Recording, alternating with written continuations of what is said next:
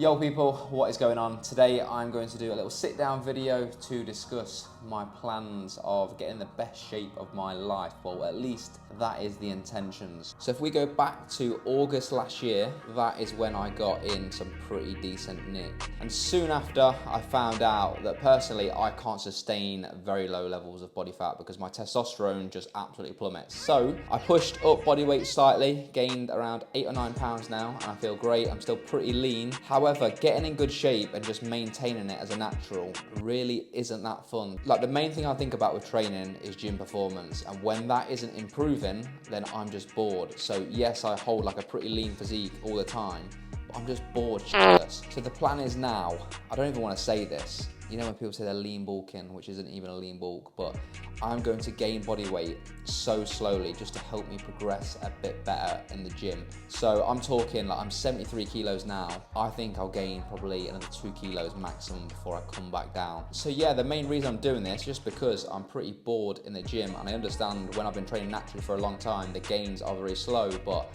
I know I can speed it up a little bit if I went into a slight surplus and then come back down in body weight afterwards. So I'm aiming to get in my best shape in around 4 months. So not a lot of time really. I'm not expecting massive differences at all. I've got a holiday in September, going to Cyprus for a week. So it's always good to kind of feel sharp on holiday, or at least I think so. And you know what? If I am able to get pretty shredded again without any severe symptoms, I'm not going to try and sustain that look. I've learnt my lesson. I'm just going to get there temporarily and then get out. You know, life is a little bit better when you're not thinking about food for every second of the day and your dick actually works. So how am I actually going to do this? So for me to improve on my look last year, I need to do things I've not done before in the gym. The main things I'm thinking about is my weaker areas, which is, to me, in my eyes, my delts and potentially my arms a little bit as well. I need to prioritize what I've been doing really for the last few months, but in a caloric surplus. My overhead pressing's got to get stronger, and my lateral raises needs to get a little bit stronger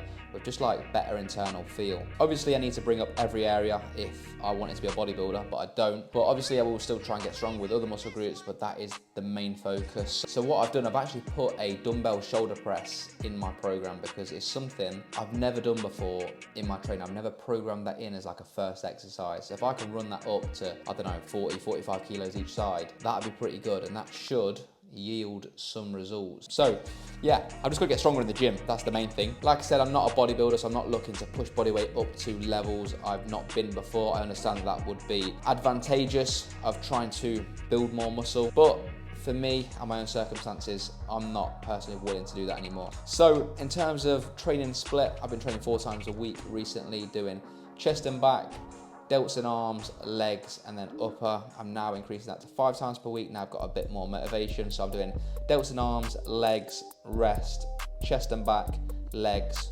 upper, and then rest. So legs are up to twice a week now, and that's because I literally looked in the mirror and I looked at my legs and I thought my legs have been better than that. So yeah, just looking at that split, I'm not going to go over it too much, but there is a lot of emphasis obviously on that top line area, the chest, delts and arms. So yeah, hip hinges back in as well, back on deadlifts as well. So hopefully I can run that up to numbers I've not done before at a lighter body weight. That might be wishful thinking, but we'll see. I'm quite optimistic. In terms of food intake and expenditure, the goal for me in the gaining phase is to kind of minimize expenditure and maximize food intakes. But obviously I can't just ramp my calories up, have no cardio and bring my steps completely down because I would balloon pretty quick. So it's just going to be a bit of trial and error, tapering them up slowly and then go from there. And then in the middle of July, that is when I'm going to start doing a pretty aggressive diet. So probably 6-7 weeks maximum is all I'll need. To be honest, I don't anticipate this cut to take too long just because my starting point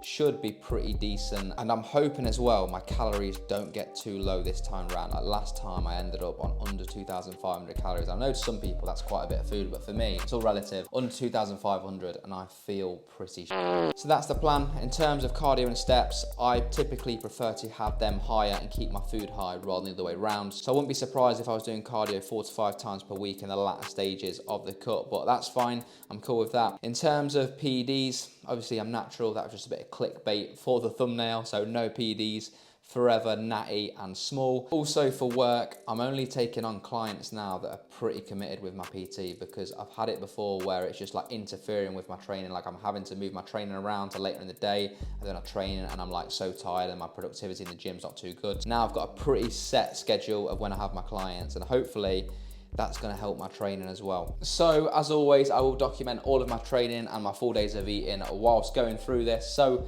support the channel by subscribing, liking this video. Let me know in the comments section what your goals are. So because I'm so smart, I dropped my camera, and now when I try and turn it on, I don't know if you can see that, but I've got a lens error, which ain't good. So I need to buy a new camera. I'm actually filming on my phone right now. Yeah, give me a sympathy vote and subscribe, like my video. See you in the next one.